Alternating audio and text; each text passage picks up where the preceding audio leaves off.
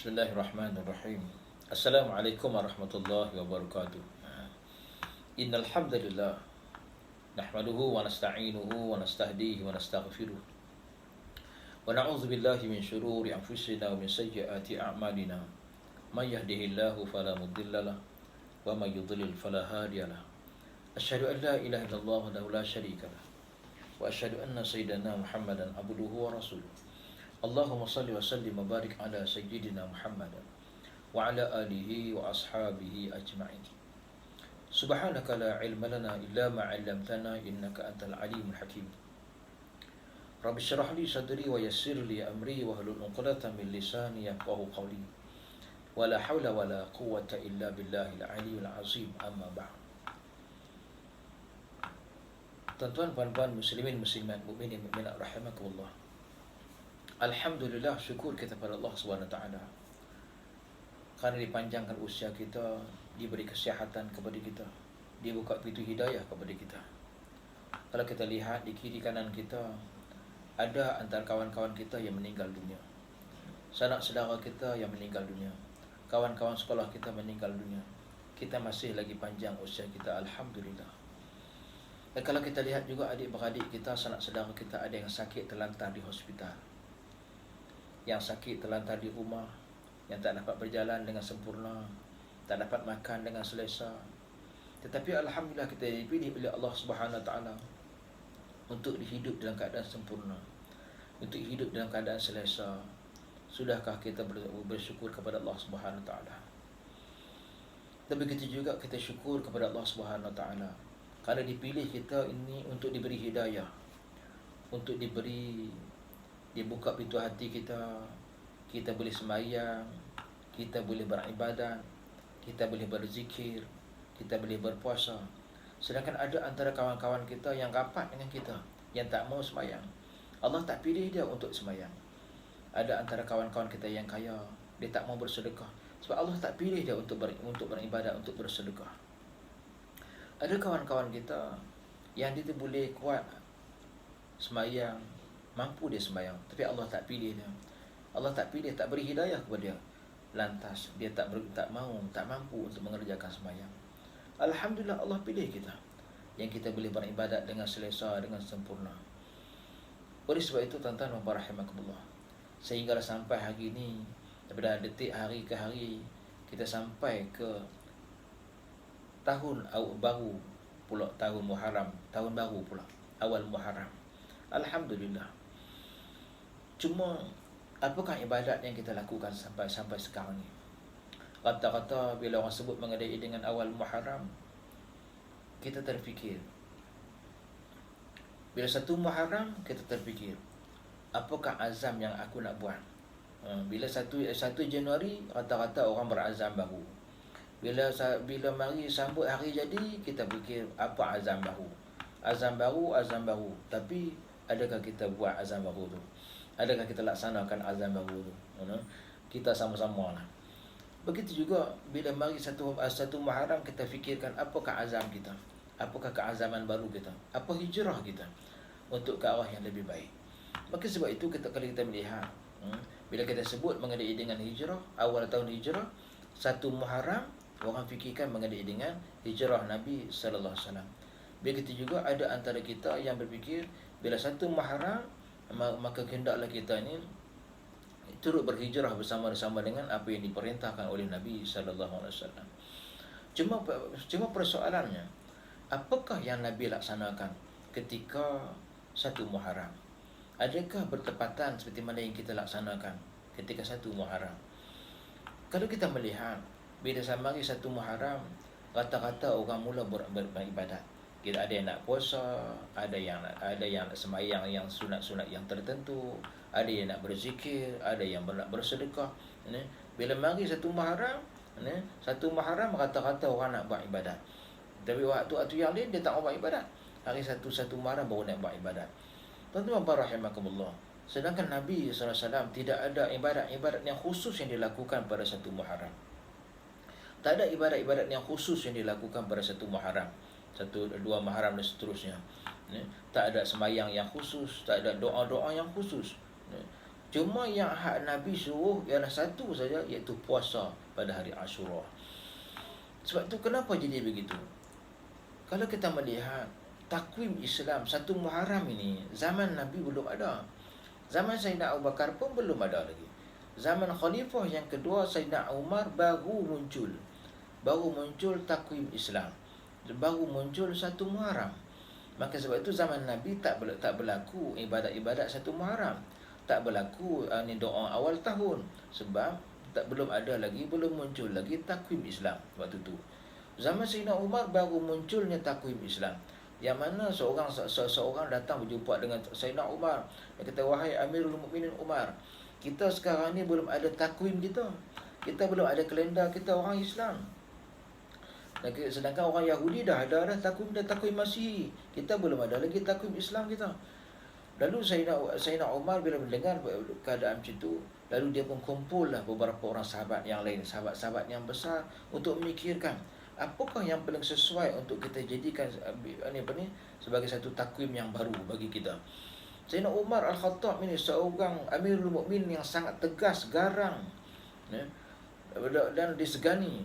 Walaupun begitu, bila nak menentukan sesuatu perkara yang besar, dia panggil sahabat-sahabat yang lain untuk bermesyuarat, untuk menentukan, untuk beri keputusan. Dia tak buat sendiri. Walaupun dia ni seorang khalifah yang hebat, dia tak buat sendiri keputusan. Dia akan panggil sahabat-sahabat yang lain untuk buat keputusan putus. Ada antara mereka itu mencadangkan supaya takwim Islam ini bermula dengan tarikh lahirnya Nabi sallallahu alaihi wasallam. Ada pula yang mencadangkan bahawa tarikh takwim Islam ini bermula dengan tarikh Nabi dilantik sebagai Rasul. Dan ada antara mereka juga mencadangkan supaya tarikh takwim Islam ini bermula dengan hijrah Nabi sallallahu alaihi wasallam.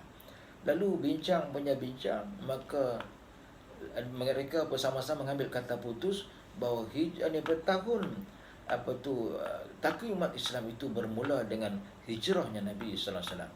Maknanya penghijrahan Nabi pada tahun itu, itulah bermulanya tahun takwim Islam. Jadi yang dibuat pada zaman Sayyidina Umar. Jadi tuan-tuan dan rahimakumullah, oleh sebab itu, jadi bila 1 Muharram ini, Nabi sallallahu alaihi wasallam, zaman Nabi tak berlaku sebarang ibadat lah. Sebab zaman Nabi tak ada 1 Muharram. Termasuklah tidak ada doa akhir tahun, doa awal tahun yang kita buat. Sebelum maghrib akhir tahun kita baca Yasin. Lepas tu kita baca doa akhir tahun. Bila sembahyang maghrib, lepas sembahyang maghrib kita baca pula doa awal tahun. Kita baca Yasin lagi. Kita sembahyang sunat-sunat tertentu. Pula kita bersedekah dan seumpamanya. Semua itu tidak berlaku zaman Nabi. Sebab zaman Nabi belum ada lagi takwim Islam ketika itu. Tuan-tuan rahimakumullah. Cuma yang ada yang kita melihat ialah hari Ashura. Bila sebut hari Ashura, di rata-rata orang kampung duk fikir nak buat bubur Ashura lah. Termasuk orang kampung saya. Orang kampung saya dia buat bubur Ashura. Bila mai hari 1 Muharram, dia fikir lah siapa nak giling, siapa nak buat siapa bahagian kacang, siapa bahagian kacang hijau, siapa nak tumbuk tepung. Semua dia fikir lah. Orang kampung lah, orang bandar pun lebih kurang lah. Bila nak buat bila fikirkan Muharram, dia fikirkan hari Ashura. Bila sebut hari Ashura, dia fikir bubur Ashura. Yang kita kena tahu ialah bubur Ashura tu bolehlah kita nak buat, bolehlah kita nak makan, tapi bukanlah Nabi buat. Nabi tak pernah buat bubur Ashura pun. Tapi kalau siapa nak buat, bolehlah bagi saya makan sikit, sedap. Nak buat hak manis ke, nak buat hak pedas ke, silakan, tak apalah. Bersedekah tu dapat pahala. Tapi jangan pula kita kaitkan, kita kata Nabi suruh buat bubur Ashura, Nabi tak pernah suruh buat pun. Tapi Nabi suruh dah bersedekah. Kalau buat bubur Ashura, sedekah masjid lah. Bagi pakat-pakat rasa, dapatlah pahala sebab bagi orang makan. Tapi apa yang disebutkan ialah mengenai dengan Ashura ni. Cuma Nabi, walaupun Nabi tidak buat sebarang ibadat yang khusus pada bulan-bulan Muharram ini, cuma Nabi buat satu perkara, iaitu puasa Ashura. Puasa hari Ashura. Yang mana disebutkan bahawa Nabi ketika Nabi berhijrah ke Madinah, sampai di Madinah dia melihat orang-orang Yahudi ada puasa. Mereka puasa hari Ashura. Orang Yahudi pakat puasa hari Ashura. Lalu Nabi tanya kat orang Yahudi ni, pasal apa puasa hari Ashura ni? Hari Ashura ni pasal apa puasa? Ni. Hari lain dia tak tahu, tapi hari Ashura tu dia orang bakat tahulah hari Ashura. Ni. Jadi kata orang Yahudi, kami puasa sempena dengan Nabi kami Musa alaihissalam terselamat daripada kezaliman Firaun. Ketika Firaun dan orang-orangnya dengan kuncu-kuncunya kejar Nabi Musa melintasi Laut Merah, dan selepas sana lalu dikejar oleh Firaun dan orang-orangnya, lalu Firaun tenggelam di air. Ketika tenggelam di air itu pada tarikhnya hari Ashura, hari ke-10, Maka hari Ashura tu maksudnya hari ke-10. Maka kata Nabi sallallahu alaihi wasallam, kalau kamu orang-orang Yahudi berpuasa kerana Nabi kamu Musa, akulah yang lebih utama berpuasa, sebab Nabi Musa itu adalah rasul, aku juga adalah rasul. Kalau kamu berpuasa kerana Nabi Musa, sudah tentulah aku lebih layak, aku lebih utama untuk berpuasa. Maka Nabi sejak pada hari itu mengajak para sahabat yang lain supaya berpuasa.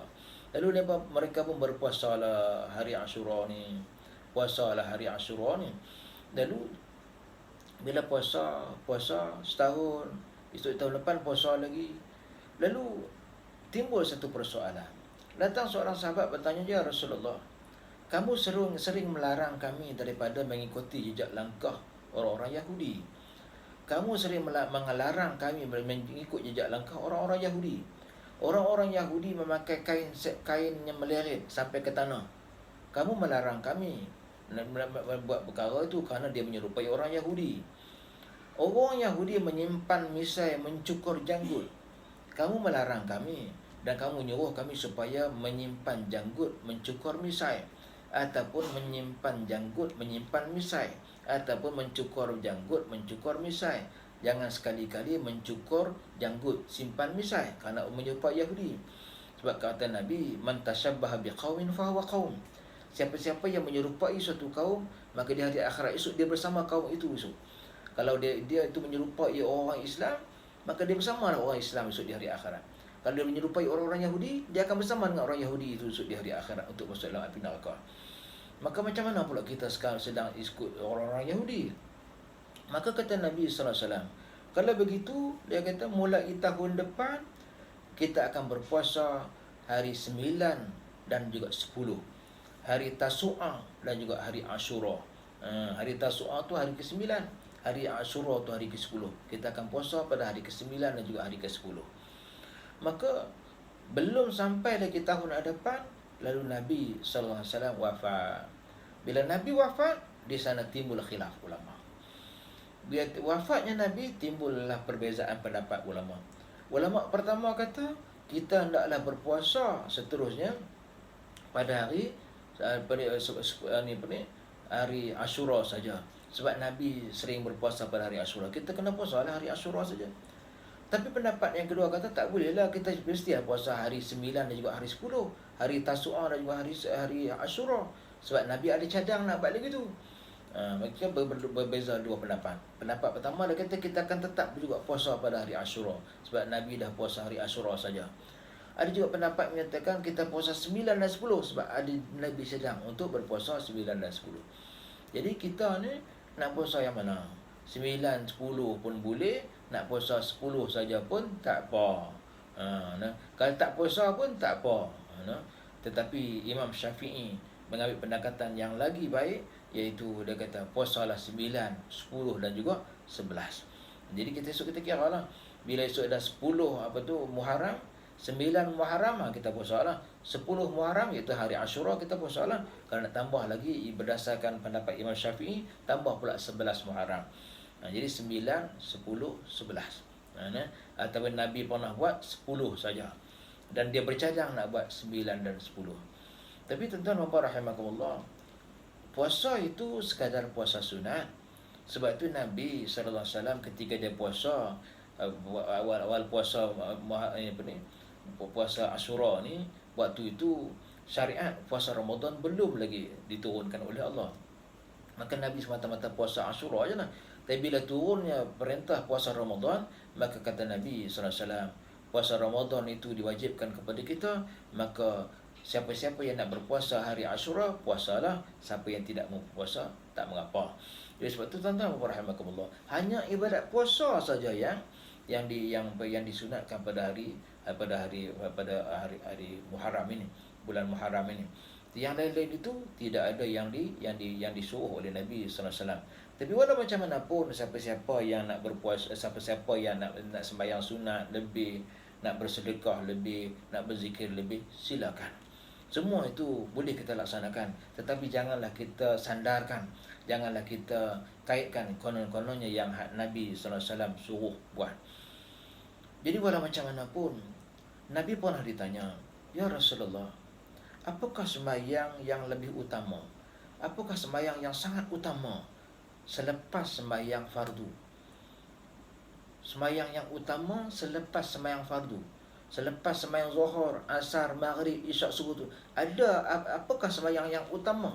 Maksudnya sembahyang sunat yang utama. Kita sembahyang sunat macam-macam. Ada kita sembahyang sunat duha, ada kita sembahyang sunat rawatib, sebelum Zuhur, selepas Zuhur, kita sembahyang selepas Maghrib, kita sembahyang selepas Isyak, itu sembahyang sunat rawatib. Ada kita sembahyang sunat witir, ada kita sembahyang sunat tahajud, macam-macam. Lalu sahabat bertanya, dia kata, "Ya Rasulullah, apakah sembahyang yang utama selepas sembahyang fardu?" Kita tahulah sembahyang fardu ni pahalanya lebih besar daripada sembahyang sunat yang lain. Sembahyang fardu adalah pahala yang lebih besar daripada sembahyang sunat yang lain. Sembahyang, kerana fardu itu 70 kali ganda daripada sembahyang sunat. Jadi sebab tu di kalangan sembahyang sunat yang lain itu, yang mana yang lebih utama selepas sembahyang fardu? Maka kata Nabi sallallahu alaihi wasallam, sembahyang yang utama selepas sembahyang fardu itu ialah sembahyang sunat tahajud, iaitu yang kita bangun pukul 5 pagi, bangun pukul 4 pagi, yang kita sembahyang sunat 2 rakaat. Saja aku sembahyang sunat tahajud 2 rakaat kerana Allah Taala. Kata Nabi, itulah yang paling utama selepas sembahyang fardu. Tapi kalau kita nak compare, tengok sembahyang fardu dengan sembahyang sunat, memang fardu tu lebih utama daripada hak sunat. Kerana apa? Kalau kita buat fardu sekali, menyamai 70 kali hak sunat. Sekali kita buat yang fardu, menyamai 70 kali yang sunat. Jadi dalam keadaan yang banyak-banyak sunat tu, yang mana yang utama? Kata Nabi sallallahu alaihi wasallam, yang utamanya ialah kita sembahyang sunat tahajud. Bertanya lagi sahabat, apakah puasa yang utama selepas puasa Ramadan? Kata Nabi sallallahu alaihi wasallam, puasa yang utama sekali selepas puasa Ramadan ialah apabila kamu berpuasa pada hari Ashura. Jadi sebab tu tak lama lagi kita datang 10 hari bulan Muharram, maka kita disunatkan berpuasa. Maka ditanya lagi oleh sahabat yang lain, "Ya Rasulullah, kalau kami berpuasa pada hari Ashura, apakah kelebihannya? Apakah pahalanya?" Kata Nabi sallallahu alaihi wasallam, siapa yang berpuasa pada hari Ashura, maka Allah ampunkan dosanya untuk setahun yang lalu. Maka sebab itu kita masih ada lagi tempoh masa lagi untuk kita melaksanakan puasa pada hari Ashura. Kita ada masa lagi. Jadi beberapa hari nanti kita standby, kita buat persediaan untuk kita berpuasa. Habis tu macam mana nak buat Ashura? Tak lahat kata. Jadi mana buat Ashura tu nak buatlah. Elok juga kalau kita buat dan kita dapat untuk kita makan buka puasa. Alhamdulillah. Tuan-tuan rahimakumullah. Maka sebab itu, kalau kita melihat Nabi sallallahu alaihi wasallam dalam penghijrahan itu, ialah dia berhijrah pada bermula dengan bulan Safar. Dia bukan berhijrah pada bulan 1 Muharram. Dia berhijrah pada start pada bulan Safar. Dan sampai ke Quba, iaitu berdekatan dengan Madinah, pada tanggal 8 Rabiul Awal. Bila sampai ke sana pada 8 Rabiul Awal, perkara yang utama yang Nabi sallallahu alaihi wasallam laksanakan ialah dengan sahabat-sahabat yang lain ialah membina satu masjid. Membina sebuah masjid yang dipanggil sebagai Masjid Quba. Sebab itu kalau kita lihat pembinaan Masjid Quba ini, yang Nabi laksanakan sendiri dengan para sahabat yang lain. Ambil batu susun keliling tu, lepas tu letak berlantaikan pasir, beratakan pasir dan berbumbungkan langit. Tengok dongak ke atas nampak langit, tengok ke bawah nampak pasir. Berlantaikan pasir, berbumbungkan langit. Yang ada dinding semata-mata batu, dinding batu bersama dengan pelepah-pelepah tamar. Cuma di sudut tepi itu dia buat satu tempat khas untuk Nabi SAW bersama dengan isterinya. Di situlah baru dia buat tempat bagi elok berbumbungkan atap daun pelepah tamar.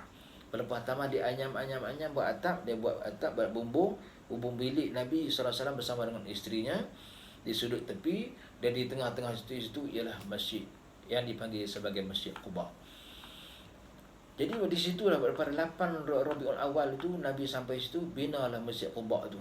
Di situlah mereka sembahyang. Dan di situlah kalau kita melihat dalam keadaan suasana yang susah, mereka ini berlantaikan pasir, berbumbungkan langit. Sebab itu bila sembahyang waktu basah, lencun basah. Sebab itu Nabi SAW membenarkan mereka sembahyang di rumah apabila sekiranya waktu panas dan juga waktu hujan lebat. Waktu hujan lebat mereka boleh sembahyang di rumah, tak payah masjid. Waktu panas sangat tak payah sembahyang masjid, sembahyang kat rumah. Tu kita kata sallu fi buyutikum, sembahyanglah di rumah kamu. Sembahyang di rumah kamu sebab ketika panas. Waktu panas, waktu ada hujan lebat, bolehlah sembahyang di rumah sebab di situ tak ada bubung dan tak ada lantai yang baik.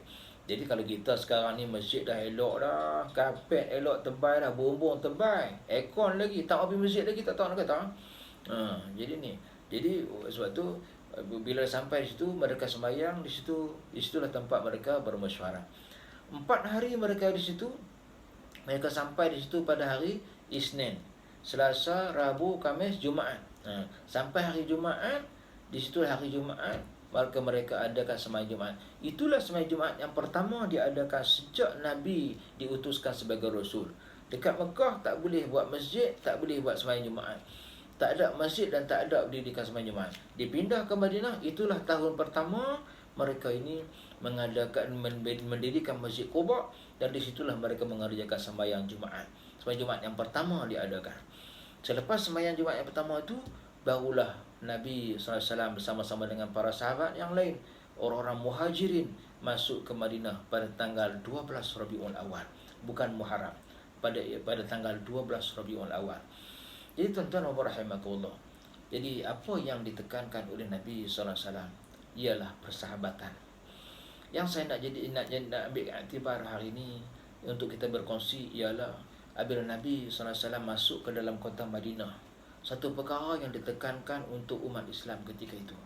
Ketika Nabi ditanya oleh sahabat, "Ya Rasulullah," orang Ansar ni tertunggu-tunggu Nabi, tertunggu-tunggu kedatangan Nabi, nak tahu macam mana Nabi, nak tahu macam manakah agama yang dibawa oleh Nabi SAW. Orang-orang yang belum lagi masuk Islam, orang yang telah masuk Islam dah tahu dah, selok belok dah tahu dah akhlak Nabi. Mereka tertanya-tanya, macam mana cara nak masuk dalam syurga lebih mudah. Seorang sahabat Nabi bertanya, "Ya Rasulullah, haddatsani syai'an yujibu il jannah ya Rasulullah." Kabarkan kepadaku ya Rasulullah, apakah langkah-langkah untuk masuk ke dalam syurga dengan mudah. Nabi kata mudah, simple je tuan-tuan.